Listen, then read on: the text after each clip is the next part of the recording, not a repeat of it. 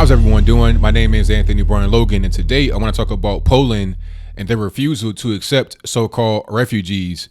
Now, the reason why I say so-called before I said refugees is because a lot of these people that claim to be refugees or that are labeled as refugees or anything but, you're talking about war-age men between the ages of 18 to 35 or 40 that come from East Africa, West Africa, the Middle East, etc., Indian subcontinent. They go to European countries to get money, whether that be through working under the table, similar to how you have illegal immigrants coming to the U.S. They come over here and they work under the table, don't pay taxes, and then on top of that, they get welfare benefits.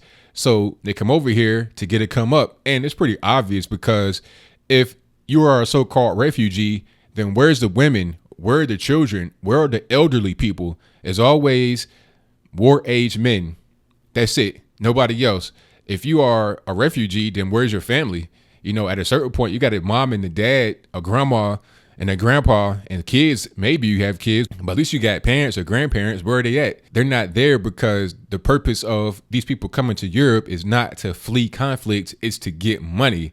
And that is the whole purpose. Now, Poland is like, look, we don't want them in our country. We know what they do. You can look at the next door neighbor in Germany and you can see all the problems that Germany is having from these people, and also to the neighbors, well, not quite neighbors, but close by country in the north, in Sweden. Look at what's going on in Sweden with all the refugees roaming their country, raping women, just pouring all of the welfare benefits out of their state like somebody just bleeding to death on the ground. That's what's happening to Sweden right now. They can see that happening. So why would they want to invite that to their shores? Why would they want to have Warsaw just be flooded with refugees from third world countries carrying all kind of diseases, infectious diseases? You're talking about HIV, AIDS, tuberculosis, all kind of things, maybe even mumps, things that we take for granted over here in the West. You know, so-called old diseases. These diseases still exist. Tuberculosis. There's been cases of people that come from Somalia. They go to Minnesota over here in the States that have tuberculosis. Not only is a cultural problem, but also the disease. But I digress. Let's get back to Poland. Now they're looking at what's happening with the European neighbors. And they're saying, look, we don't want anything to do with it. You know, I think it was even the Polish magazine that reported on this about the Islamic rape of Europe. And I'll put the cover for that on the screen before you. So they know what's going on. They don't want that to be in their country. Now, the European Union is saying, hey, Poland, you need to accept these so-called refugees. And if you don't, we're going to enact sanctions on you. So basically, they're trying to force them to accept refugees. But Poland is like, no. First of all, we're not in the business of exploiting any of those countries that want to come to our country. Right. We're not exploiting any country in Africa. We're not exploiting any country in the Middle East. We've never been a colonial power. None of that has been going on. So you cannot use the sins of our past against us because we have no such sins. They use that kind of language and rhetoric against Germany because, of course, Germany had colonized parts of Africa. Same thing with France, same thing with UK. But I still think that's wrong because what did the people that are there, the regular citizens, what did they do to deserve what's happening to them with the influx of an alien culture, right? Just because people that lived in the country and the government went to colonize different countries at points in the past does not mean that the current citizens of the colonizing country should suffer. I think a lot of these left-leaning people and the European Union itself, aka the Fourth Reich, they're able to basically guilt trip Europeans into accepting people that come from these dangerous and vile countries into their place because of past sins. But Poland has no such past sins. And then beyond that, they've said, look, we did not invite them. We should be able to accept into our country whomever we desire. And to me, it just makes kind of common sense. It's just like your house. If you have a lock on your door, a lock on your window, or whatever you do to protect your house, an alarm system, you should be able to accept or decline anybody that you want for coming into your house. Except, of course, we're talking about law enforcement or something like that. If they got a warrant, they got to come in. But I don't think refugees have a warrant to come into Poland. So the whole argument about, well, you need to accept them because no. There is no argument to be made. Poland made that crystal clear. And Poland has been accused of being anti-European. But how can that be the case? I mean, the party that's against the Islamic invasion of Poland was for the European Union, right? They were for becoming part of the European Union, and they appreciate the money that has been coming in from the EU, right? But at the same time, that doesn't mean that you're going to just relinquish the sovereignty of your country completely to the point where you just put public safety of the country to the back burner. The Fourth Reich should not be in charge of each country individually, and these are their people. If that's the case, then what's the point in having a country? Each country is different.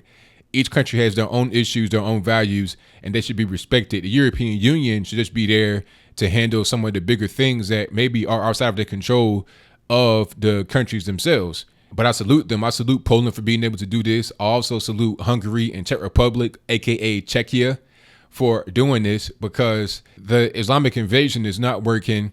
The assimilation is not happening. You have terror attacks all the time, and there's been no terror attacks in Poland at least since 9/11. Zero terror attacks. Same thing in Japan. And shout out to Red Pill Shark.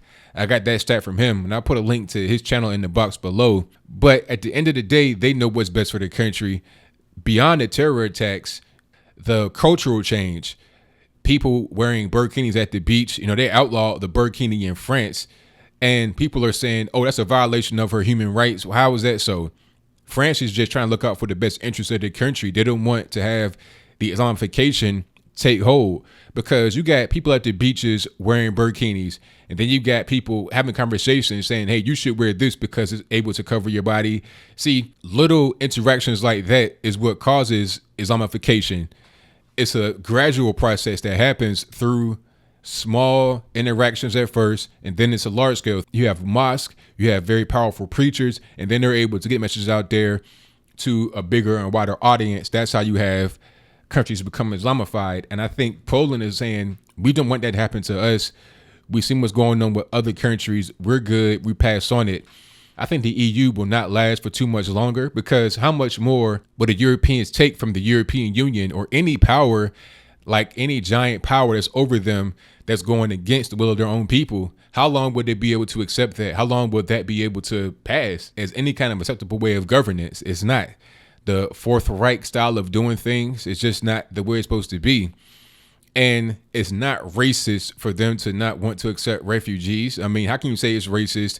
It's all about an ideology. If you have people that were coming into the country, being able to build it up, being able to benefit the Polish people, being able to add resources to a country rather than just subtracting. You cannot be a useless eater and also a violent person and expect to be accepted into society without any kind of reservation. You can't just say, well, look, hey, I'm illiterate in my own language. I have no skills. I'm violent. I'm an Islamist.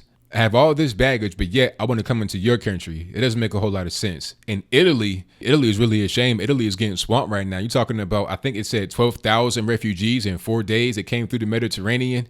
I mean, it's impossible for a country that does not have that many people to be able to deal with that kind of influx. That's impossible for any country. Imagine if you just had 15,000 people dumped onto New York City right now from Somalia, or any kind of, North African country or West African, East African, Middle East. They cannot read their own language, let alone speak English, and you have 15,000 of them. What are you going to do with them? I think some people in Europe like the Islamic invasion because they're able to benefit from it financially.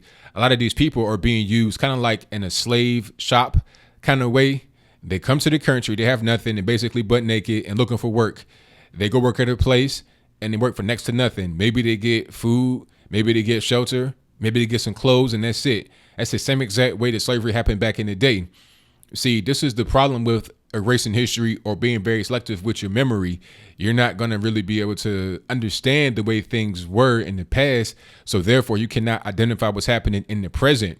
It's the same thing going on now that went on back then, but now it's much more voluntary. People are coming on these little dinghies and trying to cross the Mediterranean into the Greek islands, into Italy, maybe even into France if they can get that far, or Spain, of course, through like basically right around the Rock of Gibraltar. And you got to ask yourself, is this right? Is this the way we should be acting? Is this how people should behave in 2017, right? Allowing basically pseudo slave labor. Is it worth it? Is it worth having the pseudo slave labor to make a little bit more money, add a little bit of money into the GDP pot? Is it worth it if it means the security and the sovereignty of your nation will no longer be? So that's pretty much all I got to say about it. Again, I say shout out to Poland, shout out to the Polish prime minister, shout out to everybody in Poland that has spoken out against the islamification of Poland, because you got to protect your sovereignty as a country. You got to protect your people in your country, which will come as a result of your sovereignty, because you're able to enact the rules and regulations yourself without input from the Fourth Reich, aka the European Union. You cannot just have them rule over your country. You got to rule it for yourselves. But what do you think? Do you think Poland should be able to accept or reject refugees on their own? Because at the end of the day, it's their country. They can do what they want to do. Or do you think that the EU is correct by basically forcing Poland to accept refugees? Now, if you think that's okay, then why do you think that way? Why should they be forced to accept anybody? Shouldn't you be able to accept or reject whomever you please for whatever reason you desire? Whatever your comments are, let me know in the comments below. And that's all I got to say for this video. If you like what you heard, please comment, rate, share, and subscribe. Peace.